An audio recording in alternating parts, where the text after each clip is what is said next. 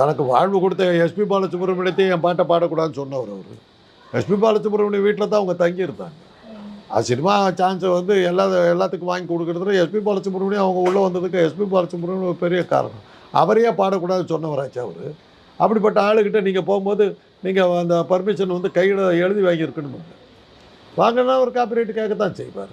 ஆனால் இப்போ வந்து சார் நான் வந்து இல்லை நான் பெர்மிஷனுக்கு வாங்கிட்டேன், என்கிட்டயே நீங்கள் நோட்டீஸ் கேட்குறீங்க, எனக்கே நோட்டீஸ் அதைத்தான் நான் கேட்குறேன். பர்மிஷன் வாங்கினதுக்கான ஆதாரத்தை காட்டிட்டு நீங்கள் இது பண்ணிட்டு போயிடலாமே, மேட்ரே இல்லையே. இப்போ இளையராஜா அவர்கள் வந்து எனக்கு ரொம்ப நெருக்கமானவர், நான் வந்து அந்த குடும்பத்துக்கு மருமகளாக போயிருக்க வேண்டியது, நான் எதையும் பேச விரும்பல அப்படின்லாம் சொல்கிறாங்க. என்ன அதெல்லாம் இதுலேருந்து என்ன தெரியுது? இந்த காப்பிரைட் கேட்டதுக்கும் அந்த குடும்பத்துக்கு மருமகளாக போனதுக்கு என்ன சம்மந்தம்? ஆனால் அவங்க இதை தான் சொல்லியிருக்கிறாங்க. ஒரு விளம்பரம் தேடுறாங்க, அந்த படத்துக்கு ஒரு விளம்பரம்.